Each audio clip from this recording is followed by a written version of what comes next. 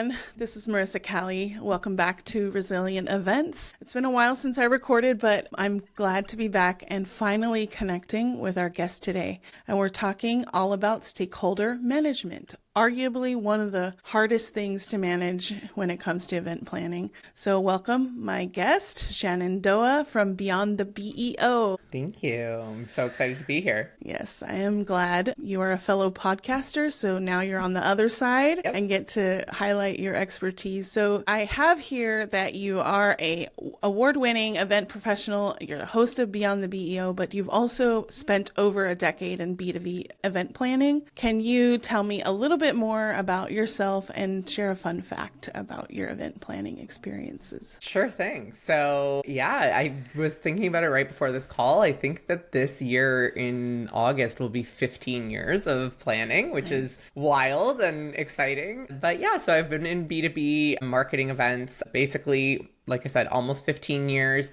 It's taken me through tech, it's taken me to financial services, but really always focused on those kind of lead generation events, customer retention events. And I just this industry is just getting better and better, which is so wild because when I joined it 15 years ago, I thought it was great. And we're just doing more exciting things all the time. I think my fun fact is that one time I scooped 500 scoops of ice cream in one afternoon because we had an issue with our vendor on site. And so I had to roll up my sleeves and learn how to scoop ice cream really quickly to serve 1,200 employees. So that's my fun fact. I have been fully covered in ice cream following a business event, which you wouldn't expect. Right. Yeah. Well, that's definitely a story to tell, and I look forward to that. I actually have that in common, but I worked at an ice cream store when I was young. But I don't love it. People are like, oh, didn't you love it? I'm like, no, I didn't like getting sticky ice cream. Yeah. And you don't have time to wash in between. So you're just covered in ice cream. I've only done it for one day, but I can sympathize. I used to work at the popcorn store where we made nice popcorn. And I would go home and my mom would pick me up from work and she'd be like, I can smell dill pickle. I would go home and it's in your hair. I used to have shoes specifically for there because they would just be coated in a layer of cheese powder. So I can sympathize. It's a little same but different. Yeah. No, yeah. My hair smelled like waffle cone and my skin is chocolate. And I'm like, okay, that's cool, but also not all the time because I want to shower in the middle of the day.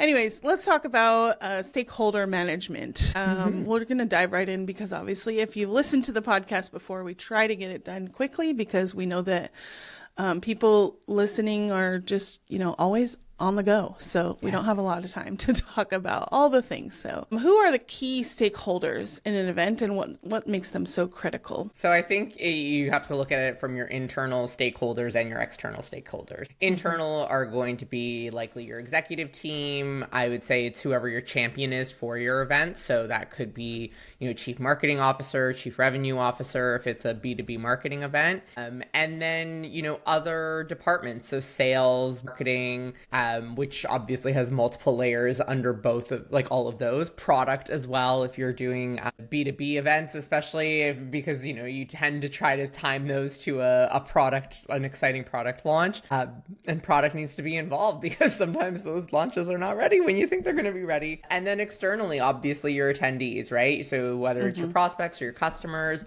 but also your vendors are stakeholders in this, right? They're obviously there to serve you, but they need what they need, right? And they need to make sure that they're getting what they need in order to support you best when you're on site. Right.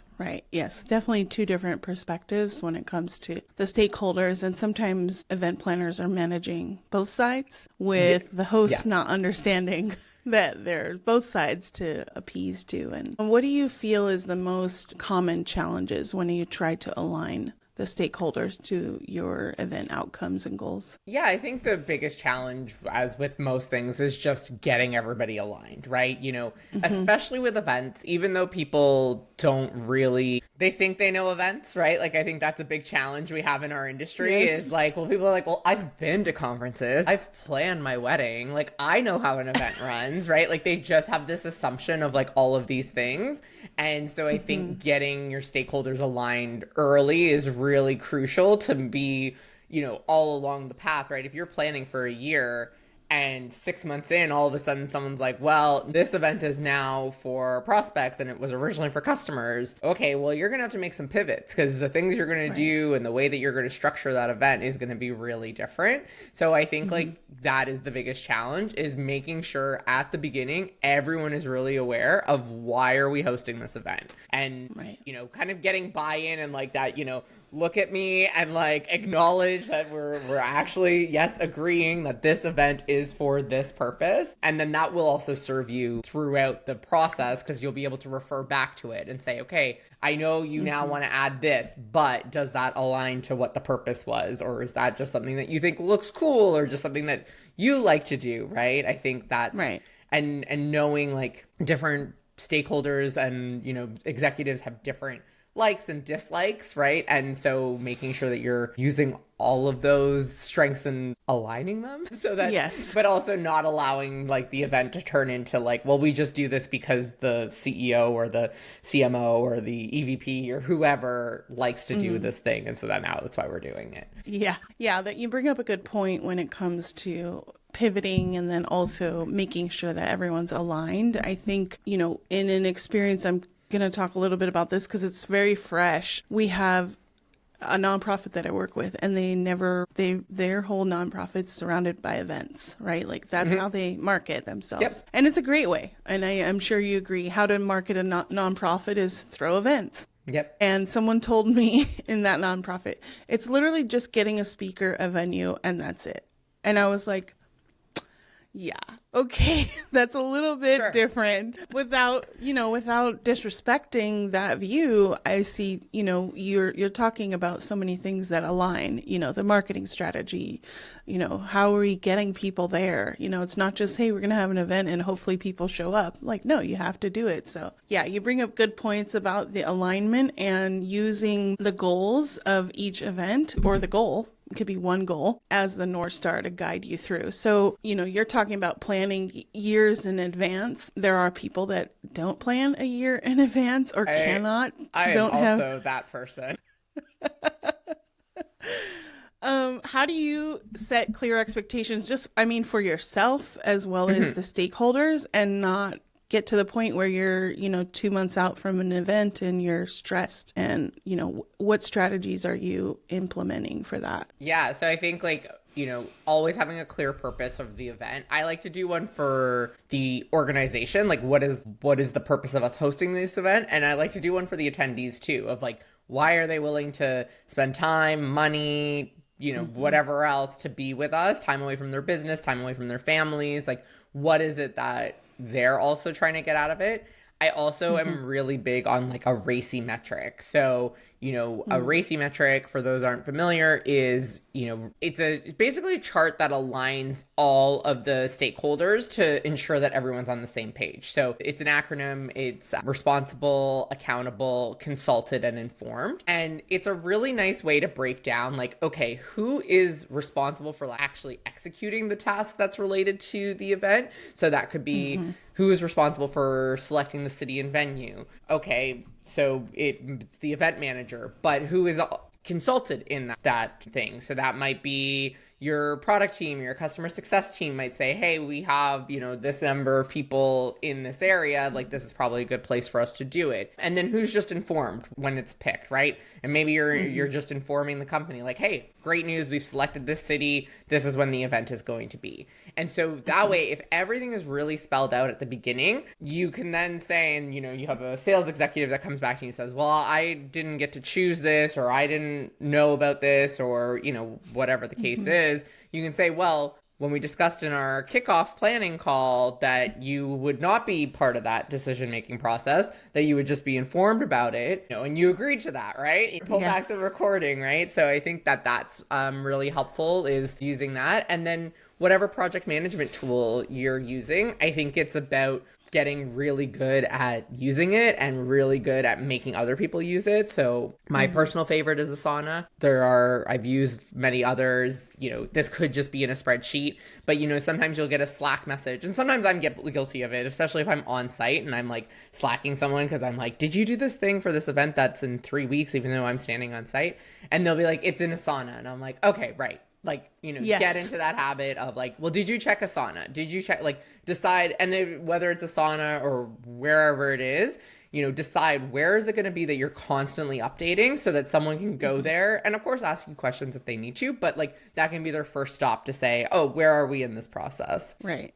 Yeah, I mean, you bring up a point about the tools, because sometimes that can be, especially on a new project, or if you're a third party planner, you need to understand and be clear of those communication tools so that as things go along, there are ways to refer back. And some people can't deal with spreadsheets or don't know how to edit them, or or do not want to learn another tool because they're relying on you or me or whoever is the planner to make that clear.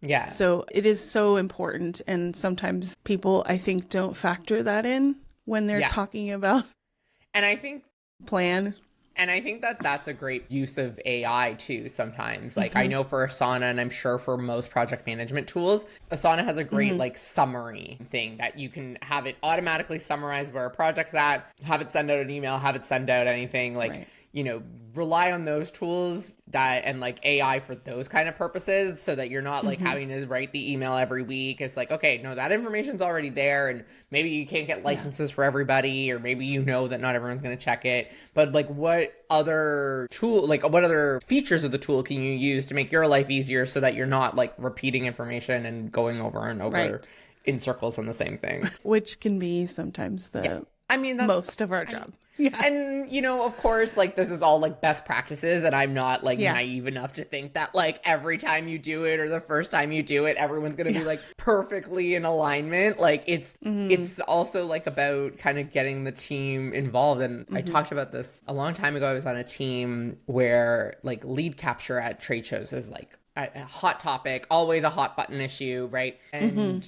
we used to use this form, and everyone's like, well, the sales team will never use it. The sales team will never use it. I'm like, they will if we start taking away their events. So they were territory based. And the next year we went and said, okay, we're not doing any more events in, I don't know, Wyoming. Well, why aren't we doing them? I had a great event there. Well, you didn't use the form, so I have no information on that. Well, they learn quickly, right? Like, there has to be, like, as much as we want to handhold and help people along and get them into our processes, there also has to be consequences for eventually not using them, right? And again, I'm not naive enough to think that every person is going to be perfect at it and everything. And there's probably going to be your folks that you have to follow up with more than others. But, there needs to be, well, if I'm not doing this, then I know that events is not getting what they need out of me. And so now I'm not going to be able to go to that event next year. So. Yeah, I mean, it's a great point. Thank you for bringing that example in. I think, and then you get buy-in from the stakeholders, because you can say, hey, look at this data we have from Wyoming or wherever, this territory, we need to go back, or there's something else that pops up and you say, hey, do we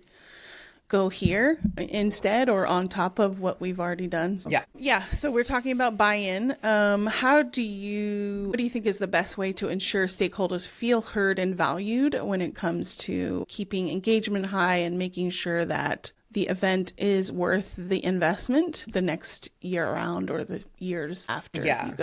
So I think that's like, using your data, right? So using the data to show, and I know that there's some companies that are doing this really, really well, especially on the customer, like user conference side. So some companies are getting even better at measuring, like, was there more usage of the app after an event because we showed them these great features, or they talked to someone in person, and so now all of a sudden they're more bought in, the product is a little stickier. And then I think it's also, understanding, like, going back to their goals, right? So what is the goal of each stakeholder, right? Your company's going to have a goal, but your stakeholders are going to have a goal. Sales is obviously to sell more stuff. Customer support or customer experience might be a little more vague because it's not necessarily usually tied to leads, but it might be, right? Did they upsell more folks because of whatever you did at the show? Did they sell more licenses, or did they just have more time in app like after the show? So I think it's like, making sure that you're getting that information really clear on what your stakeholders' goals are. And one that I forgot to mention earlier is also partners. So if you're selling sponsorship to your events, or,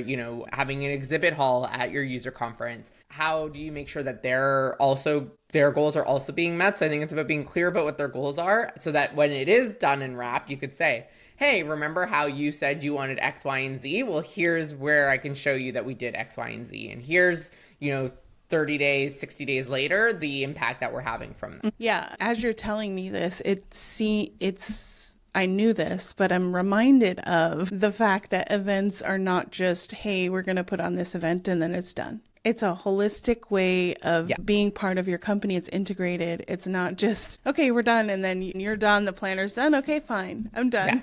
Right? You're always looking to improve. There's always something moving. And I think a lot of people think events are like that.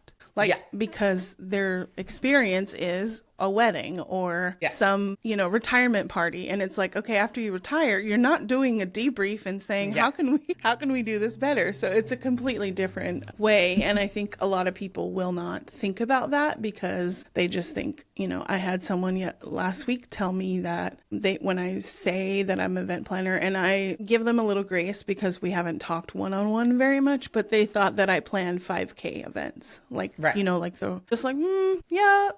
There is skill set in there, but it's not, I don't do the one-offs, Okay, so let's keep talking about how to keep engagement high, like thinking about being at an event. And, you mentioned about the ice cream thing before. How do you feel us as event planners can manage last-minute changes or unrealistic demands in order to make sure that the stakeholders are happy or satisfied with how you've managed those last minute changes? What advice do you have? Yeah, I think that sometimes one of the biggest challenges I have is if we've had to pivot on site is explaining to stakeholders, I know that this is what we thought it was going to look like. It now looks like we had plan A, and now it looks like plan D because we tried all these things along the way. And, recently I was at an event where the space that we had for our booth was not really a traditional booth space. Our stuff didn't really fit. So we had to kind of pull some things back, add some things in. And, of course, everyone who comes in hours after the setup is like, well, did you try this? Did you try that? And it's like, yes. These are all of the things we did along the way to get to this result, because that when you're on site, you're going to have to pivot. And that when you're on site, that space is sometimes not going to be exactly what you thought, especially if it's something. There's two things. One, if you didn't get to do a site before, or two, if it's not your event, right? And I think that's one of the biggest challenges as a field marketer is most of the time, I don't have any say over how the room is set up. I don't have any say over anything that happens. And, I was talking to our CMO afterwards and, after the event, and we were talking about how the space just didn't really work for what they wanted to do. They were kind of trying to make it work because of, because sometimes you just have to make it work, right? They had probably gone through plan A, B, C, and D and ended up where we were at. And, I said, if it was my event, I would have done this and I would have changed that. And I probably would have moved this to a different area. And he's like, yeah, those are great ideas. I'm like, yeah, but I didn't know it in the event. It's not up to me, right? Yeah. Right. And maybe there were some reasons that they didn't do those things, but we don't own it, right? So I think it's about, and one thing that I always say to the stakeholders across the organization, because of course I always joke, I show up on site and I don't even get a good morning. I just get a laundry list of all the things that they want to change, what they don't like. It's too dark, it's too bright, it's too loud, it's too quiet, right? They just give me the laundry list and it's like, okay, good morning. Here's all the reasons that we are in this spot, or the reasons that the setup is like this. I always say to them, like, I know you think that I just put it in and haven't thought through everything, but I can promise you that anything you ask me, I can tell you why. And you might not agree with my why. And that's okay. Like, that's the reality of dealing with humans, right? But realistically, you know, folks, you have to build that trust with your team so that they know, okay, if I showed up and it looks like this, there's probably a reason it looked like that. And I've already started rating the debrief that says, next time we'll plan to have this, this, and this, or the next time we'll change that, or next time we'll ask about this, right? You know, of course, you're always going to have things that you can improve on, but when you're on site in the moment, there's always like, okay, you know, and going to your stakeholders with solutions, right? So I know one time I was working an event, again, many years ago, where we had a sponsor who wasn't happy with the signage. And they were like, you know, I paid all this money and I feel like my brand isn't really shown and blah, blah, blah, blah, blah. And like legitimate concerns, right? You want your stakeholders to be, you want your partners to be happy. But then we went back and said, well, we sent this signage to your colleague who approved all of it, right? Like we showed them like, this is what we're doing. This is, and she called him and started freaking out. And it's like, okay, but you know, like we did our part, right? And, you know, maybe he should have involved you in that process, and lesson learned. Next time we'll make sure that you're involved in that process. And here's some things that we can, you know, add on afterwards, because we know that like sponsorships are flexible. So we'll get your logo in a different place, or maybe we'll do a social shout out for you or something like that. Right. So I think it's like about being just, you know, kind of explaining to them, okay, well, here is what we did. You know, here are other options, and we can go back to plan B if we like B better than D, but this is how we ended up here and why we think this is the best option for what we have right now. Yeah, it's like a little sandwich. You know, it's like, this is what we did, this is what we're doing, and this is what we... Yeah. Have you learned how to manage that better as your career has gone on, or where did you learn how to do that? I mean, I'm just in awe sometimes of event planners, because it's very like blunt but nice. Yes. I feel like I think that's definitely a skill. Yeah. And if you're not following Pro Event Tips with Gabby, you know, she's got a lot of great resources on relationship management. I think some of it comes from just time. Like, I think you just build a bit of a tougher skin. Right. You know, I think that when I work with more junior planners, you know, they feel so emotional about certain aspects and like, well, they didn't like it. And it's like, okay, but does it still serve our purpose, right? And so, you know, kind of removing that emotion from it. And like, look, the days are long, it's stressful, you've got 27 people coming at you because they forgot their socks. Like, you got like a lot going on, right? But I do think like some of it is time. I think some of it is personality, right? I often joke, I used to work in collections when I was in university. I'm like, oh, I have the thickest skin because people used to scream at me and call me terrible names. And so now like, no one's calling me a terrible name, so like it's probably not that bad, right? Yeah. And I think it's, you know, kind of bringing it back to the purpose of the event, right? Like, okay, yes, we had, you know, the swag doesn't show up. It's stuck at customs, or it's in a room. I had one event where they like locked half the stuff in a mail room and no one had the key for it. And like sales is freaking out. And I'm like, look, I know it is not ideal to not have your swag, but you're also selling like tens of $1,000s of contracts. I love our swag, no disrespect to our swag people, but like our little swag item was not going to be the thing that tipped it. And also like go out and get something, right? Like go out and grab something, even if it's not branded, so that you can give them away. Go walk down to the Starbucks and grab those 10 packs of Starbucks gift cards and like, you know, throw a little sticker on them. Like, you know, you can adapt, you can make things happen. So I think it is, because I do have a coworker who's often like, yeah, you sometimes just like I know that you don't know what they're talking about, but you don't let it on that you don't know what they're talking about because you're just going to go figure it out afterwards. And I think like some of that is just personality. And I think some of it is time. And I think it's also that, you know, for the most part, nothing is without a solution, right? And so people will come, and I remember like, you know, I'll have people who are coming at me flipping out about something. And I'm like, okay, I hear you. That's a problem. We're going to solve it. But here's the ways that we can solve it. I need you to like take a breath. It's okay. Like we have an event room. Like we can step away. Like there's always a solution, right? You know, and I think like sometimes people kind of spiral into like what's going on. And even like at an event recently, we had something not show up, and it was a very like, you know, it was an event where we had probably 30 boxes coming, and 2 of them didn't show.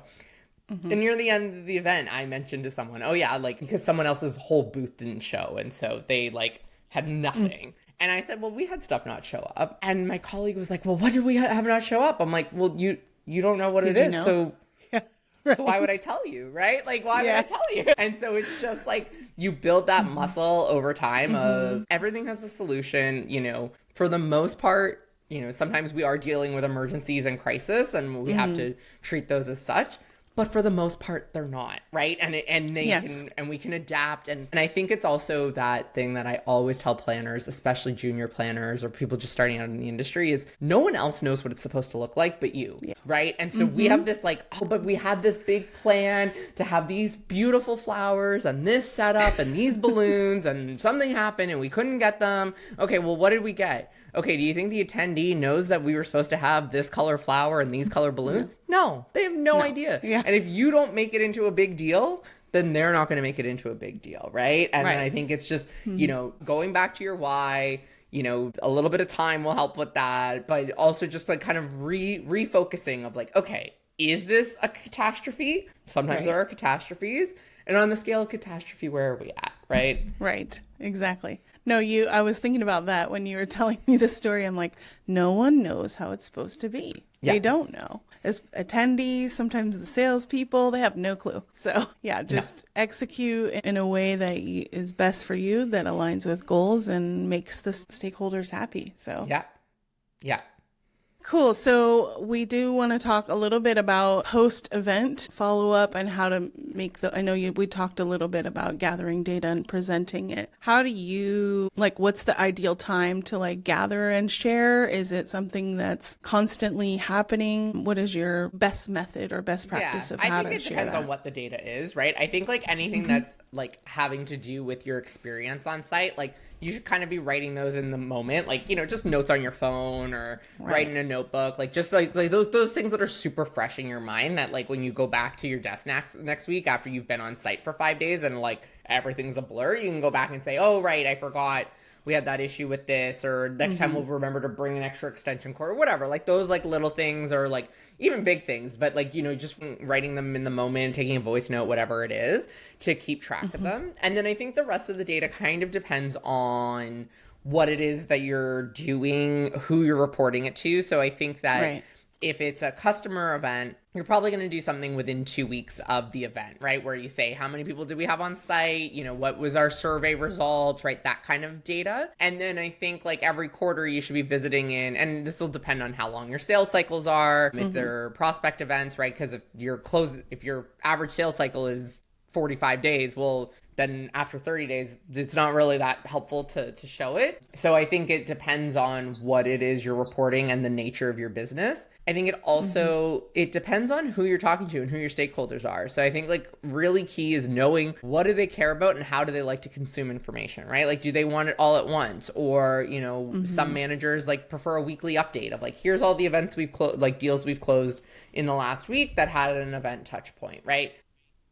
So I think and then knowing what your cadence is going to be so that you can tell people at the beginning, hey, our plan is to do an event debrief 2 weeks later about the specific event, maybe look at the NPS, look at, the experience on site, and then, kind of afterwards do 30 days out, 60 days out. And, if it is an annual event where you are kind of planning in that full years, right?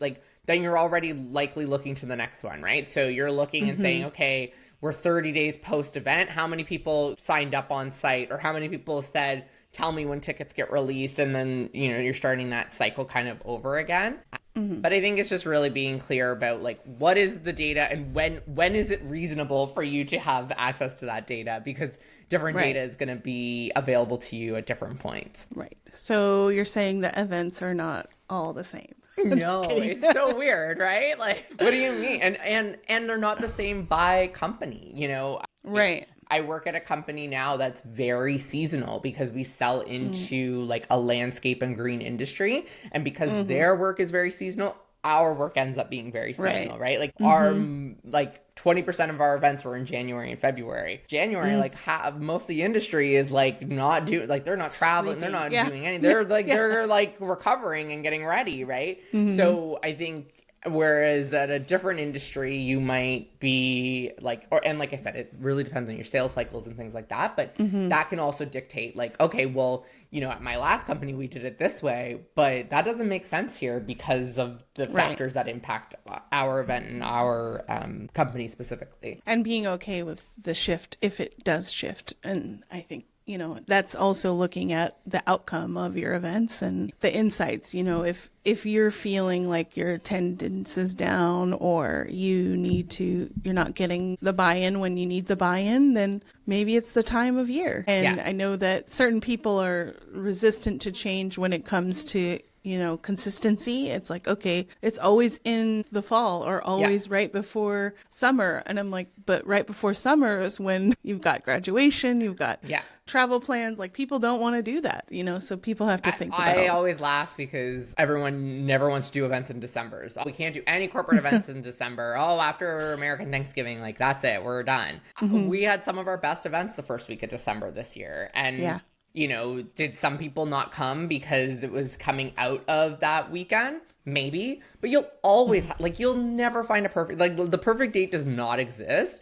And so now we can say, hey, like that worked really well because that's clearly a time where our industry is not busy working. They're thinking about their next year. So they are in like planning mode. They're in like going to a conference, learning, getting set up for success. Like that's the season they're in, I'll say. Right. And you know, even summer, like I know I used to do these lunch and learns like all across Canada. We used to basically start at one end in St. John's and work our way through all the provinces and then start back over at the beginning again the next quarter. And we never used to do summer events. And then one time we're like, well, let's just try. Like, let's just see. They weren't massive events. They were usually like 50, 60 people. And we had a great time because the people we were working with, they were a lot of like government, education, like that kind of industry. And they're like, yeah, my office is pretty quiet. So I can take a 2-hour lunch to go to an event or, you know, so kind of challenging those preconceived notions of like, well, we can't do it. Like, of course, you're probably not going to do it on certain days. Like, you know, I think that probably after the 15th of December, you'd start to struggle to get folks. And like the week before Labor Day is probably not ideal. But, you know, we don't need to be so rigid with our dates if you have a great if you have a great reason why people should attend and you've got a great destination that you're doing it in. Yeah. And being okay with moving it if you feel like it, if we can't pull it off in the day or the time that's presented. So cool. I love talking events. So I'm sure we could go on and on and on, but I want to wrap this up. If people want to connect with you more, how do they find out about you or your podcast? You can go ahead and share that now. Yeah, so I'm Shanondoah Nicholson on LinkedIn. I'm pretty sure I'm the only Shanondoah Nicholson, not the only Shanondoah though. And on Instagram, you can find me at Beyond the BEO. Like you mentioned, I do have a podcast talking to industry folks about all things events. And then I also love to share what I think are pretty relatable memes on Beyond the BEO. So please give me a follow and, you know, commiserate and have a laugh with me. Love to connect. I love those memes. And if you enjoyed this episode or found this helpful, go ahead and give it a subscribe on Spotify or YouTube and share it with your circle of influence. Thank you for joining the Resilient Events podcast, and we will see you next time. Thank you.